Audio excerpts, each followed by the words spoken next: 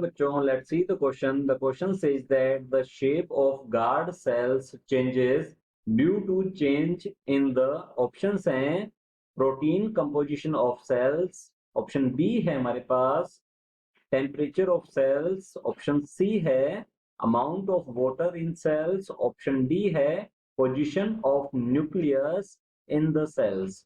तो इस क्वेश्चन का जो की कंसेप्ट है, यहाँ पर मेनली हमें स्टोमेटल गार्ड सेल के बारे में पूछा गया है। तो इस क्वेश्चन का जो की कंसेप्ट है ये रहेगा स्टोमेटल गार्ड सेल्स। तो अगर हम बात करें स्टोमेटा की, तो स्टोमेटा जो है ये लीव्स की एपिडर्मिस पर प्रेजेंट होता है। तो हम यहाँ कह सकते हैं ये लीफ एपिडर्मिस जो है इस पर प्रेजेंट होते हैं स्टोमेटा। और स्टोमेटा जो है मेनली इसमें दो टाइप की जो सेल्स हैं वो मिलती हैं। एक तो होती है guard cells, guard cells guard cells जो है स्टोमेटल अपर्चर जो होता है, जो कि पोर होता है जिसे हम स्टोमेटल पोर कहते हैं, उसकी ओपनिंग एंड क्लोजिंग जो है उसे रेगुलेट करता है गार्ड सेल्स। और सेकंड होती हैं सब्सिडियरी सेल्स। तो ये हैं सब्सिडियरी सेल्स।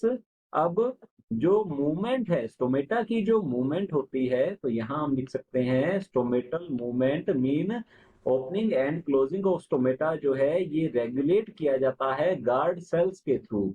अब गार्ड सेल्स ये रेगुलेट कैसे करती हैं? जब सब्सिडियरी सेल्स से वाटर जो है गार्ड सेल्स में एंटर करता है, मीन एंडोस्मोसिस होता है, तो गार्ड सेल्स जो है ये टर्जिड हो जाती हैं।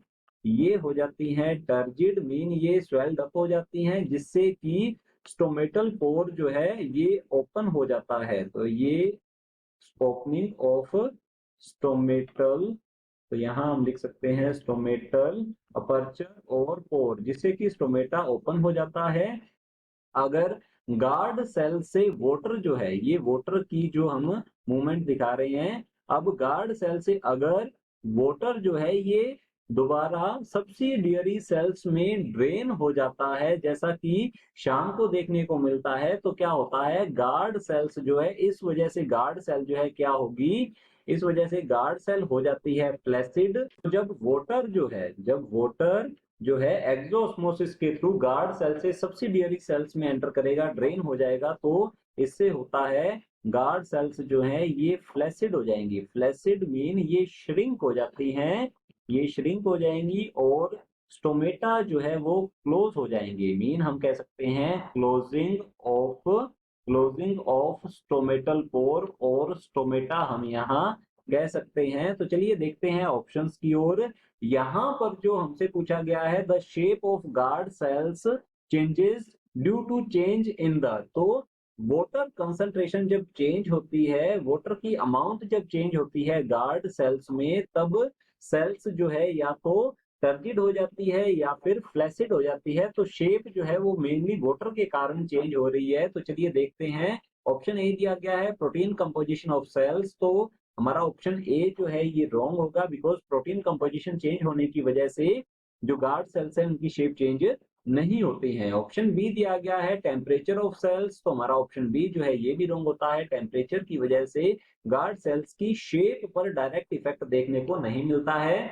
ऑप्शन सी दिया गया है amount of water in cells, तो हमारा ऑप्शन सी जो है ये बिल्कुल करेक्ट आंसर है। अगर वाटर की अमाउंट जो है ज्यादा हो जाती है तो क्या होगा, जो गार्ड सेल्स है वो टर्जिड हो जाएंगी, स्वेल्ड अप हो जाती हैं। और अगर वाटर कंसंट्रेशन या वाटर क्वांटिटी जो है अमाउंट कम हो जाती है, तो जो गार्ड सेल्स हैं वो हो जाएंगी फ्लैसिड। और ये हुआ किस वजह से है, वाटर के कम होने की वजह, मीन वाटर अमाउंट जो है जब गार्ड सेल्स में कम हो जाएगी तब जो सेल्स हैं वो फ्लैसिड और श्रिंक हो जाती हैं, जिससे कि स्टोमेटा क्लोज हो जाता है। ऑप्शन डी दिया गया है position of nucleus in the cells, तो हमारा ऑप्शन डी जो है ये भी रॉन्ग होता है। न्यूक्लियस की पोजीशन चेंज होने से सेल की शेप चेंज नहीं होती है। So the final answer is option C. Hope you understood it well. All the best. Thank you.